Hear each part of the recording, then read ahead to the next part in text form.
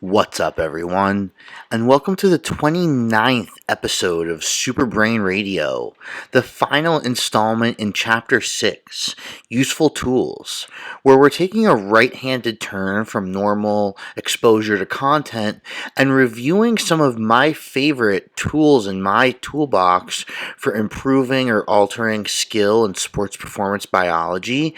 And we are doing this because I feel that when you have greater control over the information, facts, and cascades that you possess in your memory bank, you can actually make greater change in real life, even without learning anything new necessarily. So we're talking about approximating the distance between what you hope to do with your methods and actually changing things in a real human being. It's not always as quite one-to-one of a ratio as you may think. And this final episode is about the 48-hour window. And it's actually something I haven't spoken about in quite a while. But as I was mulling everything over and thinking, what are my favorite tools? You know, we talked about 2 supplement tools with choline, electricity, and nootropics. And now we're kind of talking about methods and philosophy, and then we'll obviously summate it in the protocols episode. But I was like, what are one of my favorite methods? And I can't stress enough how much dissociation from the 7-day week as either a coach or trainee is absolutely essential, because we've certainly talked about LTP enough on this radio show for you guys to start to get the idea that, one, LTP is not a 24-hour process. You know, hell, even recovering from a training session is not a 24-hour process. You know, there's a very famous cohort of studies that looked at exercise response times to full recovery. So when do the biomarkers, glycogen contents of the muscle cells, and all that stuff return to back to where they were, or maybe even hopefully a tiny bit better in the real world from your training session? And they noticed that in untrained individuals doing a heavy and difficult single set of 10 on squats, it took them roughly 72 hours. Now, to appropriatize this is already having done warm-up sets. You're trying really hard here to push a solid set of 10. And what we can extrapolate from this, because obviously, look, as a trained individual, whether it's sports performance in your motor cortex, or you're the best salesman on the planet and it's your frontal cortex, regardless, as you become more trained in what you do, yes, you develop enzymes and specific biological cohort systems and all these cool things that allow for you to recover faster and better than normal from said stimulus or skill. However, you also have to recognize the fact that no one who's even vaguely beyond a novice is practicing less than twice a week.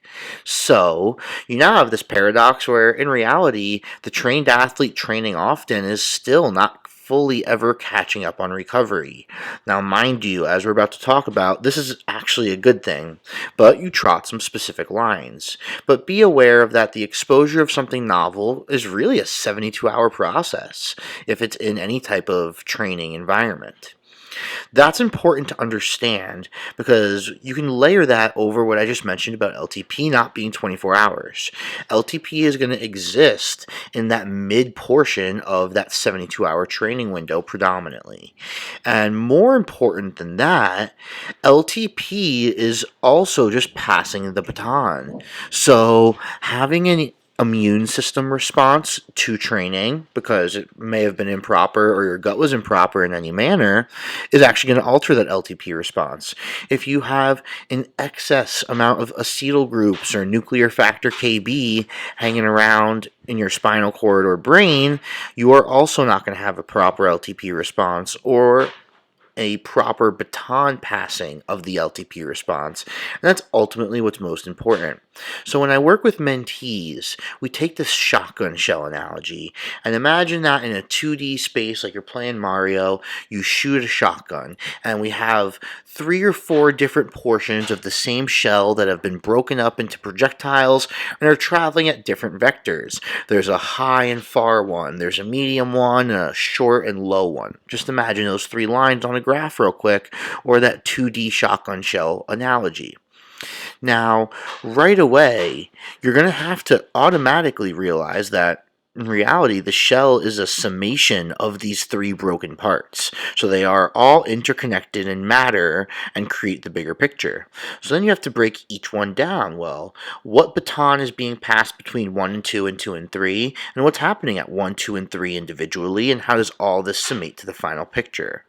And this is how you fully inundate yourself in talking about and being aware of what you're doing in a single training day. Now, what we're going to continue to finish with, because this is a whole mass amount of stuff in and of itself, is, well, if I'm going to have to do things several times in a week, what's the perspective to take when things culminate over the course of 1, 2, or 3 days in a row? You can purposely fatigue yourself, meaning if you're doing a fine motor skill, you can either nutritionally deplete yourself. You can deplete local muscle groups that may be really important for your ability to participate.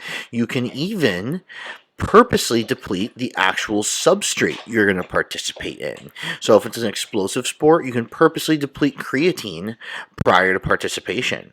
Now, the point of doing something in a slightly worse state, or maybe like at your 80%, good enough, if you will, not your true 90 or 100% where you're really feeling it and really on point, if you're purposefully in that 80% range, you can actually gain a lot from racking up some success points in this fatigue state.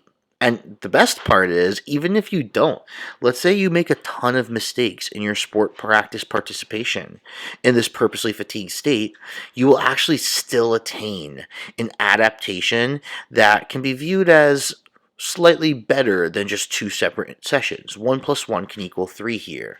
And furthermore, you actually get a safety net, because even if you go there and it's not the absolute best thing ever, you have compounded specific adaptations that will, one, create a greater mind-body association between the actual ability of your skin suit to participate in sport, as well as the usage of the motor pattern in the brain that you're talking about. But even more important than that is these two together are really sending a specific message on how you want to adapt.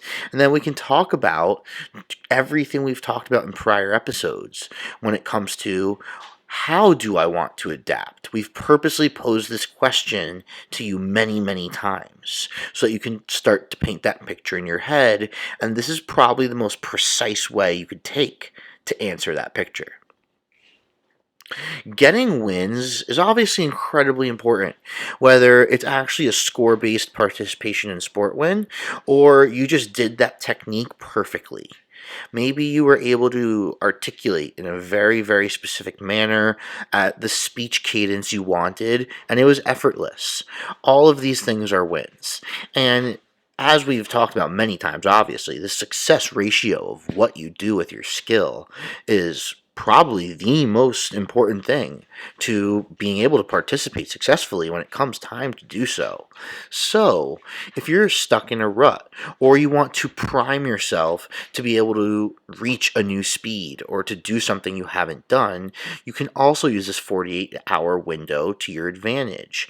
You can start by, or even 72 hours, maybe 3 days out. You purposely do nothing, eat low, train low, we might call it, where you deprive yourself of food, but you also just do a tiny bit of aerobic work, some walks, and that's it.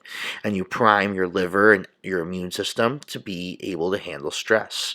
Then the 48 hours out, you do specific anatomical movements in a very yoga-esque meditative mindset, and then do some energetic substrate work that primes what you're going to do on the third day. And finally, on the third day, you just do a normal sports performance practice and can now be sure that you are primed to have your most high success ratios possible relative to what you're participating in. Lastly, and arguably one of the coolest things, starts with a reminder that biology is an interconnected web. There's no such thing as something happening in one cell and it doesn't resonate to other cells. It's impossible. So, being a part of this interconnected web is what actually, in the most rudimentary sense, gives birth to the paradox that we can actually peak ourselves. You can pick a day on the calendar, and if you do it right, you can actually be better than yourself on that day. The next day you'll be worse, and so on and so forth. You have to climb that whole ladder again, but we can actually do that. And I think the more real that concept can be to you, the more enjoyable sports performance practice naturally becomes.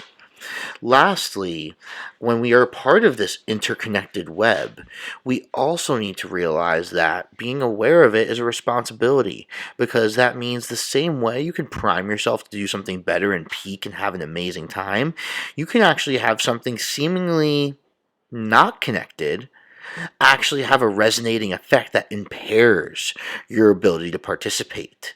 Exercise can be the reason you are or are not healthy, and that's another whole thing to wrap your head around.